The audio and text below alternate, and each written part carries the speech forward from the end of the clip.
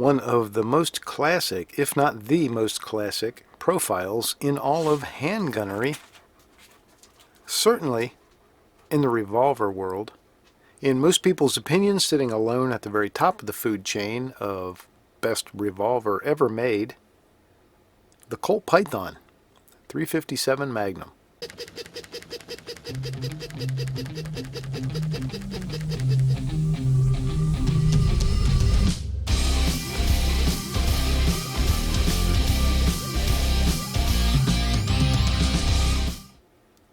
Shown here with the 6-inch barrel.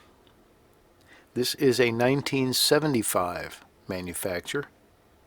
I believe it was considered Generation 3. I could be wrong. I am not an expert on the Python, and so I'm not going to pretend to be, because there are plenty of people out there who will call me out every time I misspeak, so I'm going to try not to do that. I have never before owned a Colt Python. I had never before actually shot a Colt Python, so it was quite a treat to acquire this one. A friend of mine had it, and it was for sale, and I bought it. I'm always worried. I know you guys probably, if you've bought classic guns at all, you can identify with this, I think, is I always hate to be that guy who maybe pays a little too much. You know, you feel like you should have tried to talk it down a little bit, but I gave him what he wanted for it. I thought it was, I mean, it was a high price, but I thought it was a fair price. I think guns are for shooting, and so I am going to do just that. If you look at it very closely, as I have, of course, you can see that it has been enjoyed. It's been shot, it's been carried, it's got holster wear here and there, and you can tell that someone loved owning this gun. And I plan to carry that tradition on, and I have every intention of loving to own this gun, and that starts with shooting it. So I'm going to do that for the very first time right now. This is a 1975 Colt Python, 6-inch barrel, beautiful bluing. I mean, you know, I'm gonna do my best to capture images that show the beautiful finish on this gun, but I don't think until you see it in person and, you know, in daylight, like I'm looking at it right now, I don't think you can really appreciate it. Very first shots are going to be Sig Sauer Elite Performance 125 grain 357 Magnum. I'm going to start out single action just for the heck of it. I've got a steel target 20 yards away. You can't see it, but you might be able to hear it.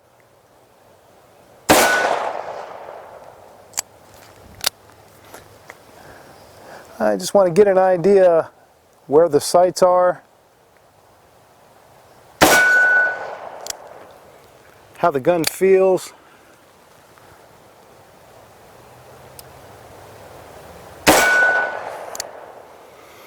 Wow, she is hitting dead on. She is hitting just dead on.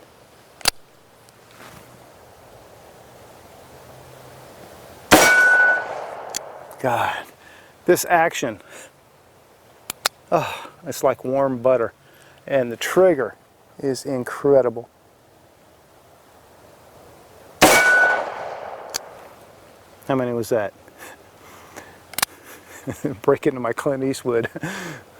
Well, and all this excitement, I kind of lost track myself. And that should have been 6. Oh, what an absolutely amazing handgun. This gun is definitely one I plan to shoot, but I'm not going to tear it up. It does have value. I paid good money for it, and it definitely has value. And so I'm not going to beat it to death or shoot it to death, but I do want to enjoy it from time to time. But I'm probably not going to always shoot a lot of high-powered 357 Magnum through it. There's no sense beating the gun up. I'll probably shoot a lot of 38 Special, which of course you can do through a 357 Magnum. But I'm continuing right now with the 357 Sig Sauer Elite Performance, and I'm going to go double action this time.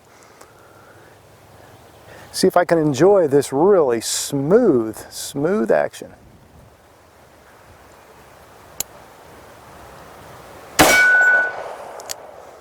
Still hitting dead center, even on double action.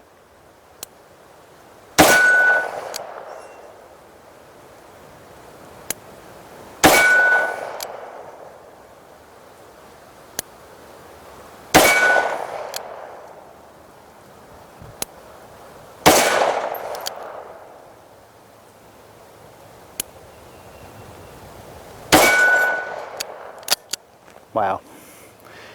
It's just about as beautiful to shoot as it is to look at. All right, I'm going to load it up with 357 one more time.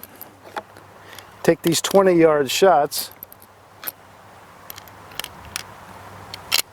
I'm shooting a target you've seen a lot in the past on my videos. It's the small miniature ADAP target, and at 20 yards, it's a small one, but man, it's making a nice tight group.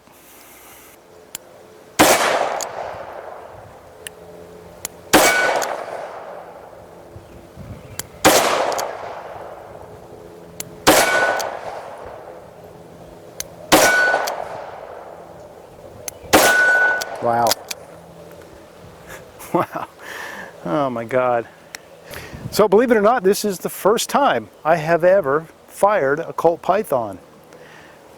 And much the way I felt the first time I drove a BMW 3 Series, I have to say, now I get it. Now I understand. Okay, so from back here where I was shooting, you can see that target downrange. I'm gonna go check it out. I'll let you check it out with me. I got nothing to hide. I'm actually fairly proud of those hits. So there we go. 20 yards, and I don't think I missed with any of those shots, but a lot of them, the vast majority of them, were all right in here. And it just puts them right where you're pointed.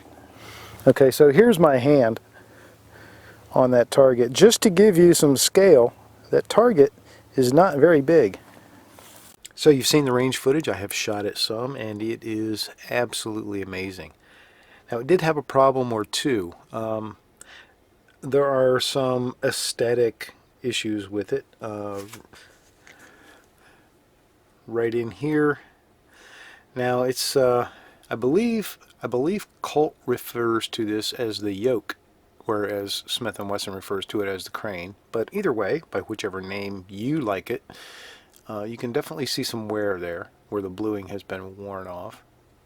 And you may notice it in some of the range footage, but right here on the cylinder latch, there was quite a bit of abrasion right there.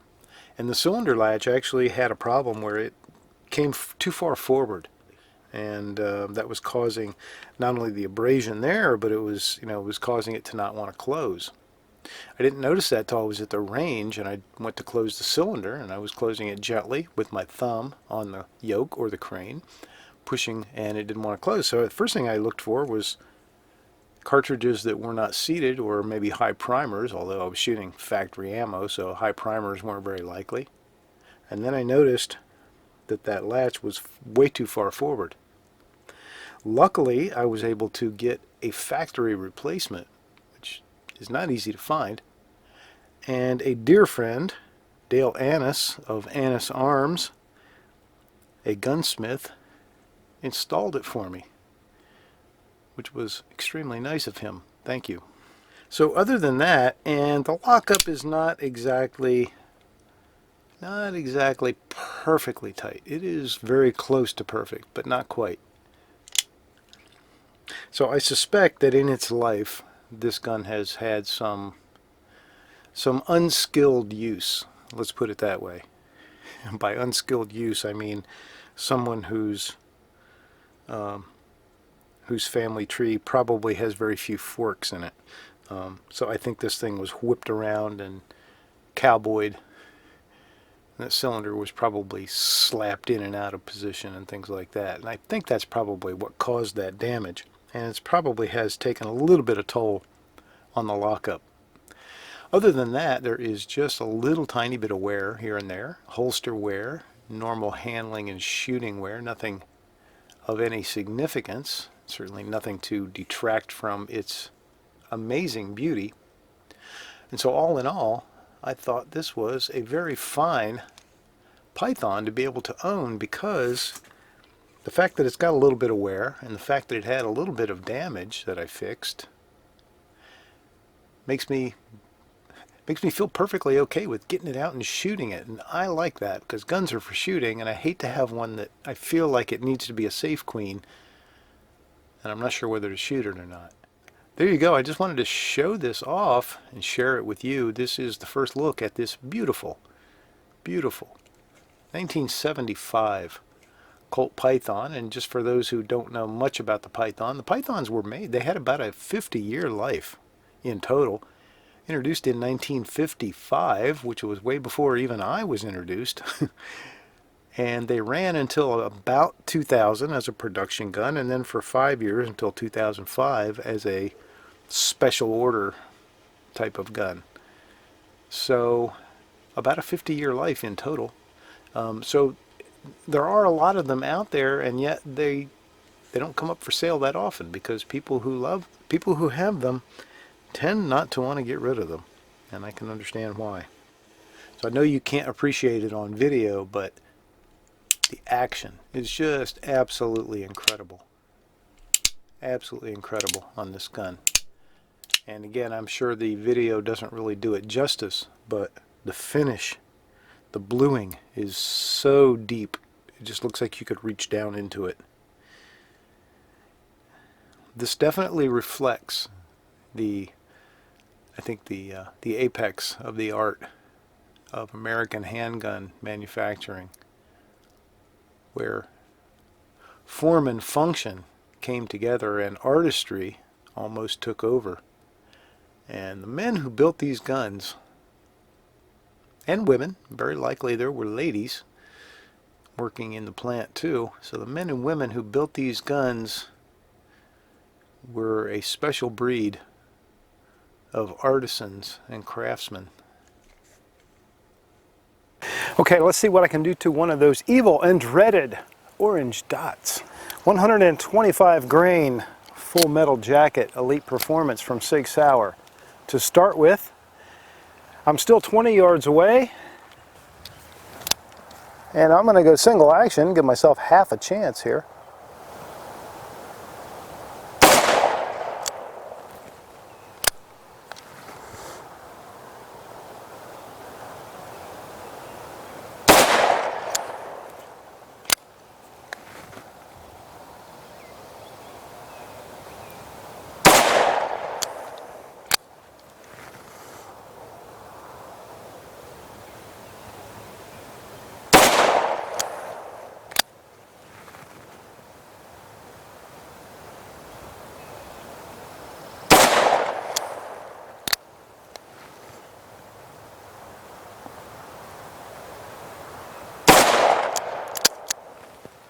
So I'm noticing that the cylinder latch is a little bit on the wobbly side, and you actually have to pull it back slightly to be able to close the cylinder.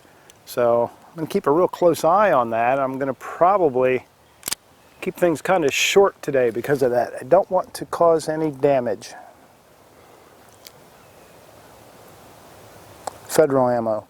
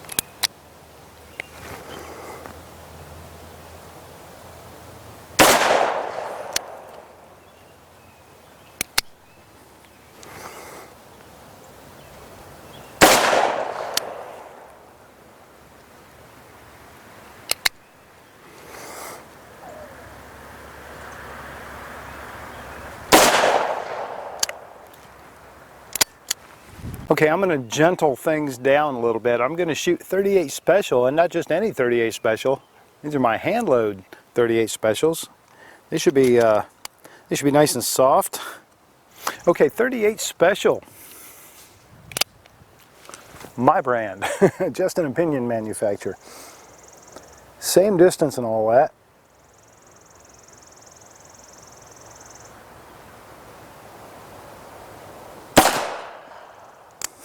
See that? Man, I felt like the gun barely moved. Oh man, that's the way to shoot this gun. That is sweet.